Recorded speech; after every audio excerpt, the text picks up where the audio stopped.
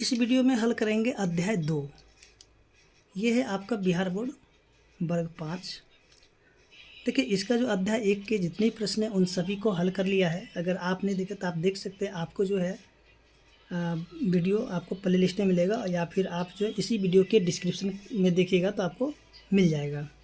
तो जैसे कि यहाँ पे हम लोग देखेंगे कि अध्याय 2 में दिया गया जोड़ और घटाव। ठीक है, देखिए जोड़ और घटाव सभी को तो आता ही होगा क्योंकि बचपन से ही सब कुछ सीखते आ रहे हैं। तो चलिए फिर भी हम लोग यहाँ पे सीखेंगे जोड़ और घटाव को। तो जैसे कि यहाँ पे हम लोग देखेंगे दिया गया है प्रश्न, यानी कि अभ्यास 1 में जोड़िए। ठीक है, तो जोड़ने के लिए यहाँ पे हासिल का जोड़ है, कुछ साधारण जोड़ भी है। ठीक है, तो इसको चलिए हम लोग जोड़ के आज देखते हैं किस प्रकार से इसको जोड़ा जाएगा।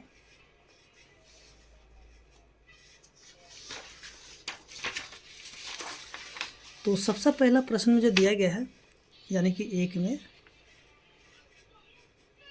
4 3 8 5 2 9। तो यहाँ पे जो है इसको हम लोग क्या करेंगे, जोड़ करेंगे। ठीक है, अब देखिए जोड़ने के लिए सबसे पहले हम लोग यहाँ पे क्या देखेंगे कि 8 और 5 दिया गया है। 8 और 5 को हम लोग जब जोड़ देते हैं तो क्या हो जाता है 13। तो देखिए जब यहाँ पे जो है यानी कि 1 से लेकर के 9 तक संख्या जब आता है तब इसमें हासिल नहीं बचेगा। ठीक है, इसमें क्या होगा, यानी कि शेष नहीं बचेगा, हासिल नहीं बचेगा। तो अगर 9 से जब ज़्यादा हो जाता है तब हम लोग क्या करेंगे, जैसे कि यहाँ पे 10 हो जाएगा तो 10 का हम लोग क्या करें 0 लिखेंगे और 1 जो है आगे वाले जो संख्या होगा उसमें हम लोग रख देंगे। जैसे कि यहाँ पे दिया गया है 8 और 5 को जोड़ते हैं कितना हो जाता है 13। 13 का हम लोग लिखेंगे 3। अब बच जाता है कितना 1, तो 1 को क्या करेंगे हम लोग यहाँ पे लिख देंगे। अब यहाँ पे देखिए इन तीनों को हम लोग जोड़ देंगे। तो इन तीनों को जब जोड़ते हैं तो क्या हो जाता है 3 1 4, 4 में जब 2 का जोड़े तो हो जाता है 6 हो जाता है। ठीक है, इसके बाद यहाँ पे देखिए कुछ भी नहीं बचा। अब यहाँ पे क्या इन दोनों को जोड़ देंगे, यानी कि 4 और 9 का जोड़ेंगे तो हो जाएगा 13, यानी कि इसका उत्तर क्या हो जाएगा 1363। ठीक है, इसी प्रकार से जो है हम लोग क्या करेंगे, यहाँ पे जितने भी जोड़ दिया गया है इन सभी को फटाफट जोड़ लेते हैं। जैसे कि दिया हुआ 1 0 1 5, उसके बाद दिया गया 3 5 7 और यहाँ पे जोड़ का चिन्ह दिया हुआ है। ठीक है, तो जोड़ने के लिए उसी प्रकार से जोड़ेंगे। जैसे कि यहाँ पे देखिए 5 और 3, तो 5 और 3 कितना हो गया 8 हो गया। देखिए यहाँ पे कुछ भी नहीं बचा। ठीक है, तो अब क्या करें, फिर इन दोनों को जोड़ेंगे। 1 और 5 को जोड़ते तो हो जाता है 6 हो जाता है। 0 में जब 7 को जोड़ेंगे, देखिए 0 और 7 को जब जोड़ते हैं तो इसमें कुछ भी फ़र्क नहीं पड़ेगा, जैसे उसको हम लोग ऐसे उतारेंगे, यानी कि 0 और 7 को जोड़ने पे 7 हो जाएगा। उसके 1 को हम लोग लिखेंगे 1 उसी तरह से। इसके बाद जो आगे जो प्रश्न दिया गया है, आगे जो प्रश्न दिया हुआ 4 3 2 6 8 9 2 7 0 5, और इसको अब हम लोग को जोड़ना है। तो देखिए यहाँ पे जब जोड़ते हैं इसको 8 और 9 को, तो 9 और 8 हो जाता है 17। तो 17 का लिखेंगे 7 और बच जाएगा 1, तो 1 को हम लोग यहाँ पे लिख लेते हैं। अब इन तीनों को हम लोग जोड़ेंगे तो ये हो जाता है 9। ठीक है, इसके बाद फिर से 2 और 7 को जोड़ते तो हो जाता है 9।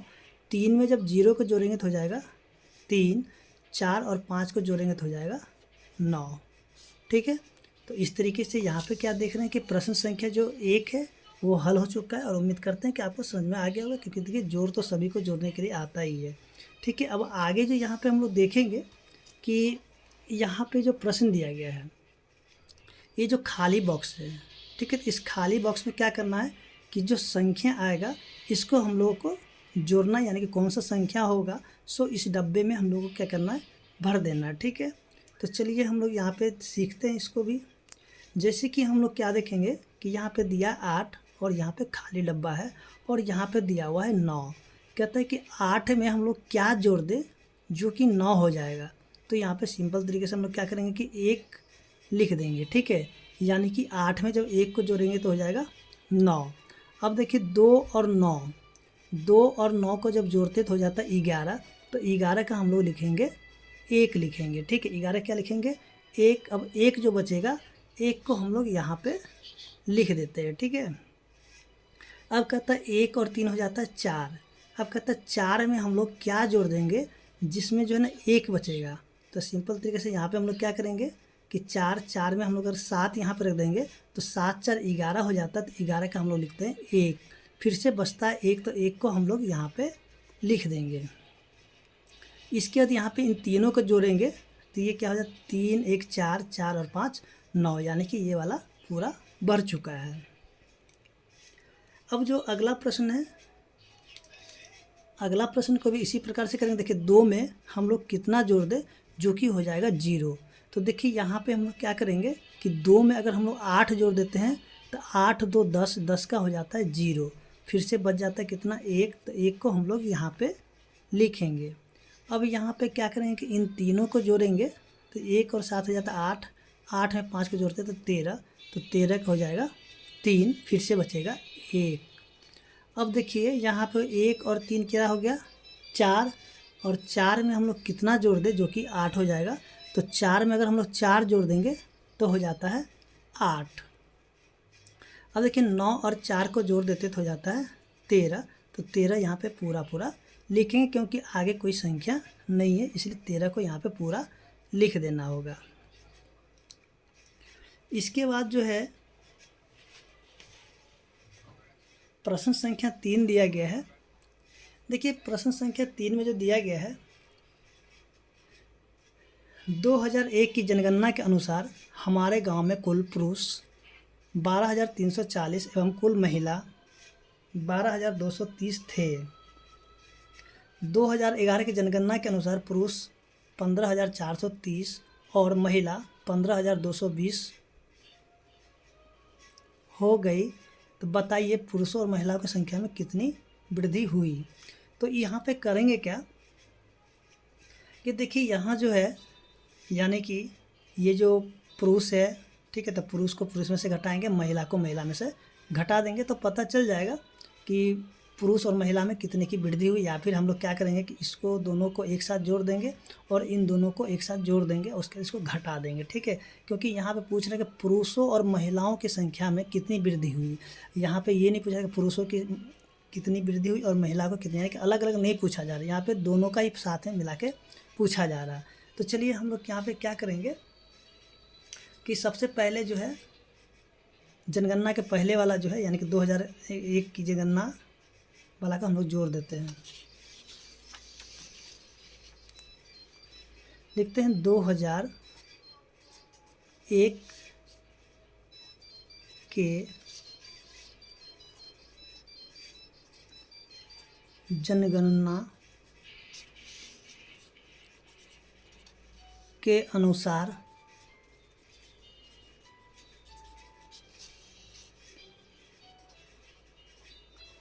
गांव में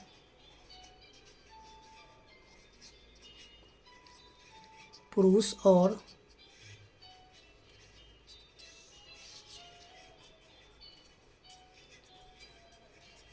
महिलाओं की यहाँ पे संख्या। अब देखिए यहाँ पे जो है 2001 की जनगणना के अनुसार पुरुष और महिला कितना है, तो ये हो गया आपका 12,340। उसके बाद जो है 12,230। अच्छा यहाँ पे जो ना कुल संख्या कर लेंगे, ठीक है, यहाँ पे क्या करेंगे कुल संख्या, ठीक है। तो अब इसको हम लोग क्या करेंगे जोड़ देते हैं, तो ये हो जाएगा 0 4 3 7 3 2 5 2 2 4 1 1 2, यानी कि 24,570 जो है 2001 के जनगणना के अनुसार गांव में पुरुष और महिलाओं की संख्या यानी कुल संख्या थी, ठीक है। इसके बाद हम लोग क्या करेंगे 2011 के अनुसार अगर हम लोग देख लेते हैं, चलिए यहाँ पे थोड़ा सा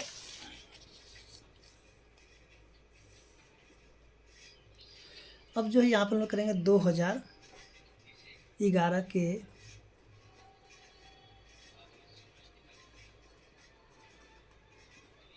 जनगणना के अनुसार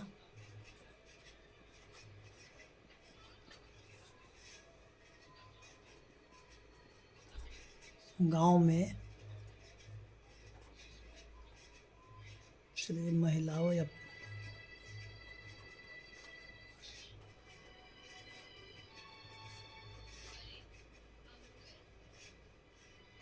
पुरुषों की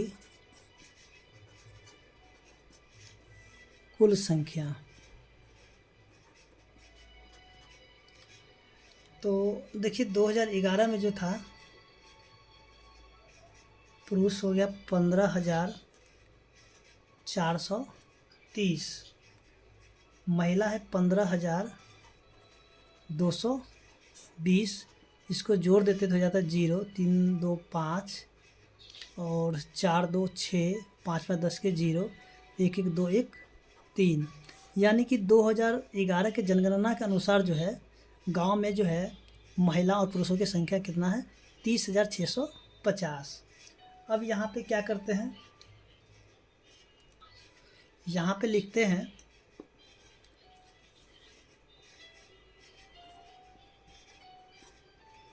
सॉरी यहाँ बार बार पहले महिला ही लिखा था, लेकिन कोई बात नहीं, महिलाओं और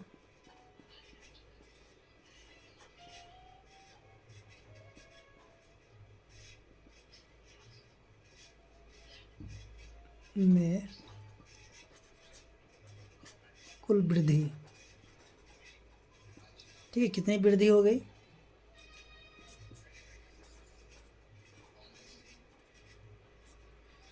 तो यहाँ पे क्या करेंगे कि 30,650 में से घटा देंगे 24,570, ये वाला यहाँ से, ये जो है इसको हम लोग घटा लेंगे, ठीक है। तो ये हो जाएगा आपका 0। फिर से देखिए 5 में से 7 नहीं है तो बल से पैंचा लेंगे, तो 15, 15 में से 7 गया तो हो जाएगा 8, यहाँ बचेगा 5, 5 में से 5 गया तो 0, और यहाँ पे बच गया, देखिए यहाँ पे 0 में से 4 नहीं तो बल से पैंचा करें तो हो जाएगा 10, 10 में से 4 गया तो 6, यानी कि 6,080 जो है महिला और पुरुषों में वृद्धि हो गई, ठीक है।